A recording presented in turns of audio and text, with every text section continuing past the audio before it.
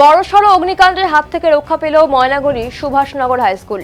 Maynaguri Subhashnagar high স্কুলে শনিবার দিন স্কুল ছুটি হয়ে যাওয়ার পর একাদশ শ্রেণীর কয়েকজন ছাত্র তাদের পড়াশোনার কাজে স্কুলের মধ্যেই ছিল।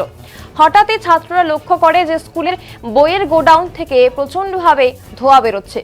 সেই সময় শান্ত সরকার নামে এক স্কুল ছাত্র স্কুলের প্রধান শিক্ষককে খবর দিলে সঙ্গে সঙ্গে স্কুলে উপস্থিত হন শিক্ষকেরা আগুন লেগে যাওয়া সেই বইয়ের গোডাউনের দরজা ভেঙে দেখেন যে সেখানে রাখা বই এবং মিড ডে মিলের জন্য যে বস্তা সেখানে রয়েছে সেগুলি দাউ দাউ করে জ্বলছে। সেই সময় স্কুলে থাকা অগ্নি নির্বাপক স্প্রে দিয়ে আগুন নেভানোর চেষ্টা করে প্রাথমিকভাবে। পরবর্তীতে ঘটনার খবর পাওয়ার পর ময়নাগুড়ি দমকল কেন্দ্র থেকে দমকলে একটি ইঞ্জিন এসে আগুন নিয়ন্ত্রণে আনে।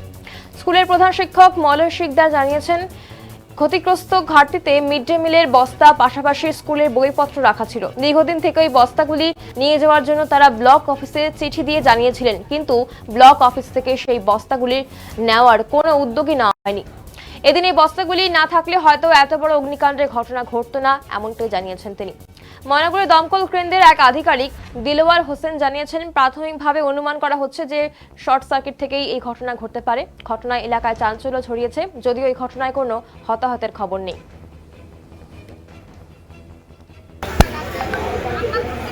আমরা আমাদের ময়নাগুড়ি ফায়ার ব্রিগেডে এখান থেকে ময়নাগুড়ি সুভাষনগর হাই স্কুল থেকে ফোন যায় এবং আমরা তাড়াতাড়ি ছুটে এসে এখানে দেখি যে একটি স্কুলের একটি গোডাউনে গোডাউন টাইপ স্টোর টাইপ সেখানে আগুন লাগে এবং প্রচণ্ড ধোঁয়া বাইরে হয় রুম থেকে।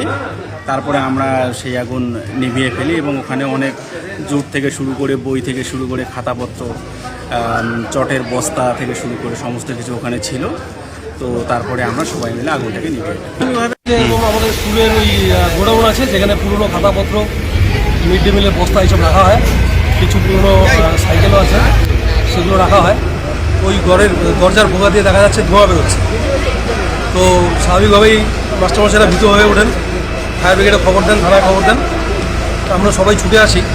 ছুটে আসার পরে ফায়ার ব্রিগেডের লোকরাও সঠিক সময় চলে আসে এবং তৎপরতার সাথে ভিতরে ঢুকে দেখা যায় ইলেকট্রিকের শর্ট সার্কিট থেকে, ওয়ারিংয়ের থেকে, পুরনো ওয়ারিং হয়তো সেটার থেকে সম্ভবত, এখনও ক্লিয়ার সেটা বলা যাচ্ছে না, কারণ ওখানে কোনো লোকের যাতায়াত নেই, কামারাই থাকে।